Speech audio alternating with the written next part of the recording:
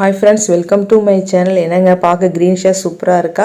ஆமாங்க, இன்றைக்கி நான் ஒரு லஞ்ச் பாக்ஸ் ரெசிபியோடு தாங்க வந்திருக்கேன். நான் புதினா ரைஸ் தான் செய்ய போகிறேன்.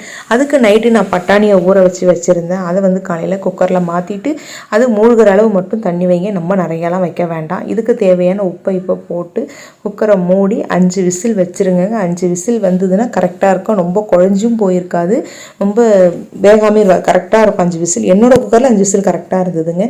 அதை நான் எடுத்து வெந்திருக்கு பாருங்கள். ரொம்ப குழஞ்செல்லாம் போகல, நார்மலாக இருக்க பாருங்கள். இதை ஒரு வடிகட்டியில் முதல்ல நான் வடிகட்டிக்க போகிறேன். கீழே ஒரு கிண்ணத்தை வச்சு மேலே வடிகட்டியை வச்சு நான் வடிகட்டுறேன். ஏன்னா அந்த தண்ணி எனக்கு தேவைப்படுன்றதால நான் வேஸ்ட்டு பண்ணாமல் இதை மாதிரி வடிகட்டி எடுத்து வச்சுட்டு அந்த தண்ணி ஆறட்டும்னு சொல்லிட்டு நான் வச்சுட்டேங்க. இந்த தண்ணி நமக்கு அரைக்கிறதுக்கு தேவைப்படும், அதனால் அதை வச்சுட்டு அடுத்தது ஒரு வானலை வச்சு ஒரு 4 ஸ்பூன் எண்ணெய்ங்க. இது கொஞ்சம் எண்ணெய் இது இப்போ ஊற்றுறதாங்க, அதனால் தாராளமாக 4 ஸ்பூன் எண்ணெய் நான் போட்டுட்டு தாளிப்புக்கு 4 கிராம்பு, ஒரு ஏலக்காய், ஒரு பிரிஞ்சி இலை தாங்க. அது வீடியோ எடுக்கும்போது நான் மிஸ் பண்ணிட்டேன்.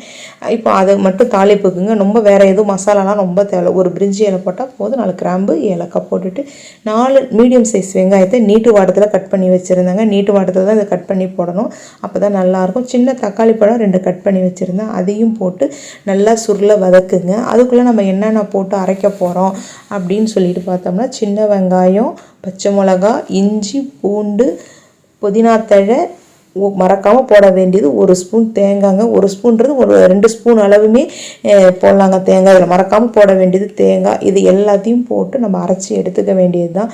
புதினாவில் நிறைய மருத்துவ குணங்கள் இருக்குங்க. ஏன்னா தலைவலினாலே என்ன சொல்லுவாங்க, புதினா டீ போட்டு குடித்தா நமக்கு தலைவலி கேட்கும் அப்படின்னு சொல்லிட்டு சொல்லுவாங்க. அதனால தான் நம்ம அதை மாதிரி செய்கிறது தாங்க இது ஒரு லஞ்ச் பாக்ஸ் ரெசிபியாகவும் ஒரு பார்க்க பசங்களுக்கு ஒரே மாதிரி நம்ம செஞ்சு கொடுக்காம இது ஒரு க்ரீனிஷாக இருக்கும்போது பிள்ளைங்களுக்கு கொஞ்சம் விரும்பி சாப்பிடணும் அப்படின்னே இருக்கும். அதோட முக்கியமாக இதுங்க, இது அப்படியே பிரியாணி டேஸ்ட்டில் இருக்குங்க. அப்படியே புதினா ரைஸு நம்ம ரொம்ப அதை மாதிரி ரொம்ப மசாலா போட்டு தாளிக்கலனாலும் இது ரொம்ப சூப்பரான ஒரு ரைஸுங்க இது. இப்போ எல்லாத்தையும் நான் போட்டு அரைச்சி எடுத்துகிட்டு வந்துட போகிறேன். அதுக்குள்ளே பார்த்தோம்னா நமக்கு சுருளை வெங்காயம் எல்லாமே வதகி இருக்கும். எல்லாத்தையும் போட்டுட்டு இதை அரைக்கிறதுக்கு நான் எந்த தண்ணினா நம்ம பட்டாணி போட்டு வேக வச்சு வடிகட்டி வச்சுருந்தோம் இல்லையா, அந்த தண்ணியை போட்டு தாங்க நான் அரைக்க போகிறேன். வேறு எதுவும் எக்ஸ்ட்ரா ஊற்ற வேணாங்க தண்ணி.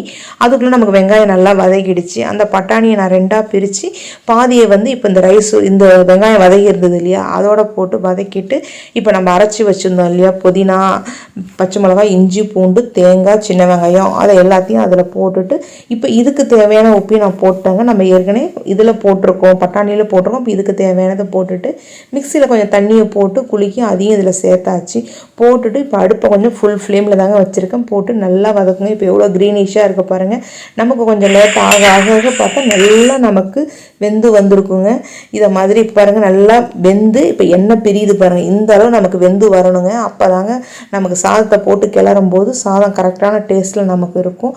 அதை மாதிரி வதக்கி நான் நல்லா ஆற வச்சுட்டேன். சாதம் நான் வீட்டில் எப்பயும் வடிக்கிற புழுங்கரிசி தாங்க நான் வடித்து ஆற வச்சுருந்தேன்.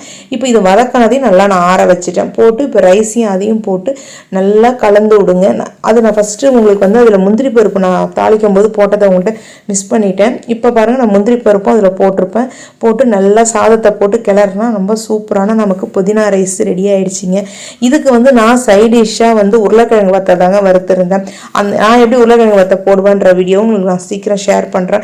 இதோடு சாப்பிடும்போது அவ்வளோ சூப்பராக இருந்துச்சுங்க. வாசனையாக ரொம்ப சூப்பராக இருந்த ரைஸ் நமக்கு ரெடி ஆகிடுச்சிங்க. என்னோடய வீடியோ பிடிச்சிருந்தா சப்ஸ்கிரைப் பண்ணுங்கள், பக்கத்தில் இருக்க பெல் ஐக்கானையும் டச் பண்ணுங்கள்.